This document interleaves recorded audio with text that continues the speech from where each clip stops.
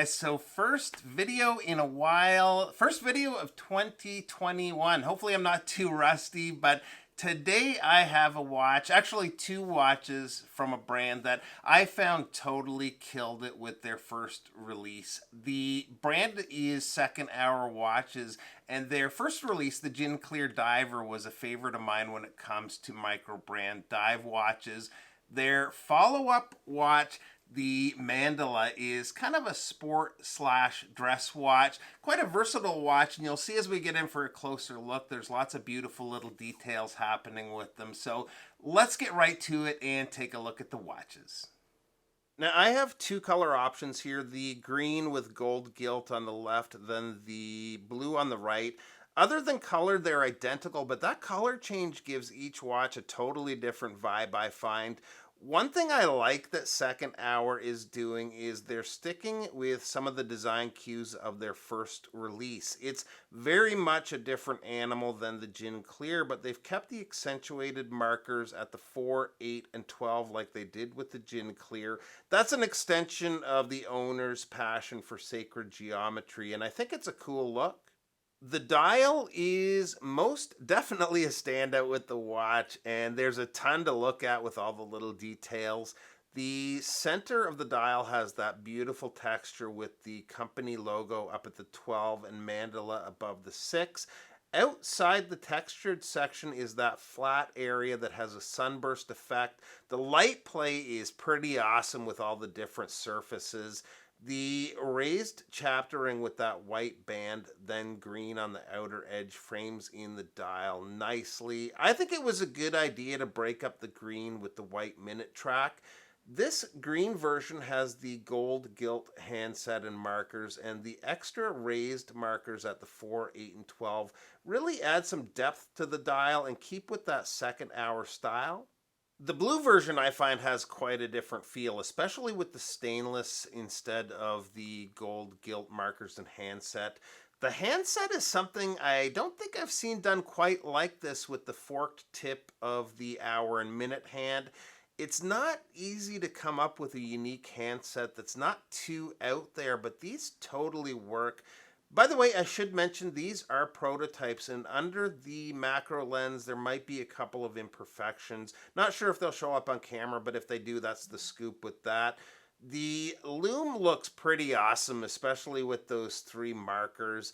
Looks to be BGW9. In the email from Second Hour, they mentioned the lume would be stronger on the production models.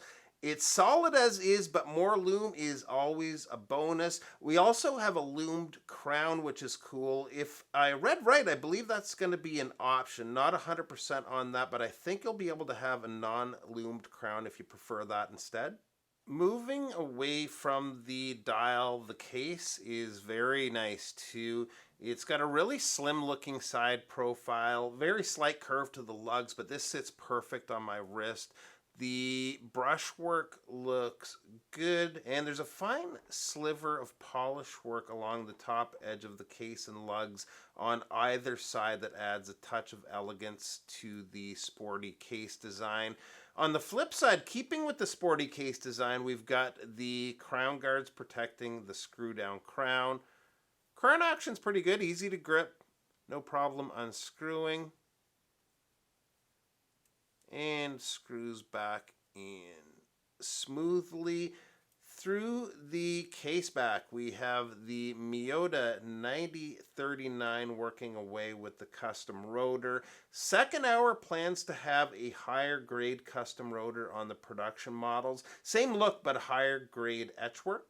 The case is in that sweet spot size that's going to work for a lot of people at just under 40 millimeters. I'm getting 39.8 millimeters on my calipers.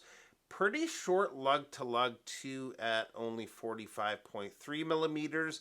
The thickness is 10.6 millimeters and the lug opening is 20 millimeters.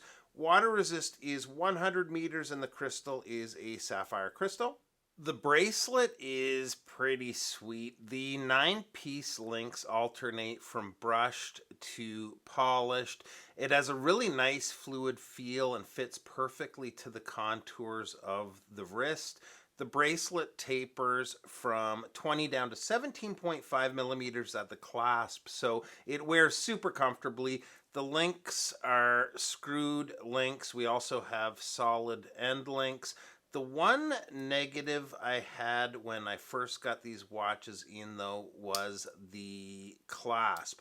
The clasp itself is nice and solid, but I found it a little chunky, but that's one area that they have in the works to fix. It's going to end up being a similar milled clasp with micro adjusts on the final product, but slimmer. So I think that's going to be a bit of a better look for the watch. Now, I've had these a few days and they work in a lot of situations. It's a really good everyday watch. You can see here from the side profile, look how that just hugs the wrist perfectly. I did find the blue to be a little bit more versatile, but the green's a fun color option too. And speaking of colors, there's a few colorways coming when they launch these on Kickstarter coming up here in March. I've seen a total of 6, with a couple of those being stretch goals. Launch prices will start at around $425 US, and full MSRP will be $575. Definitely a neat watch, and again, tons of little details to look at. The dial sort of steals the show, but the case design and bracelet shouldn't be overlooked. All around, it's a very well put together watch. So that's it, guys. Any questions on the watch, reach out. I'll do my best to help. Thanks to Second Hour for lending these in. Thanks to you guys for stopping by, and we'll see you real soon. Bye-bye.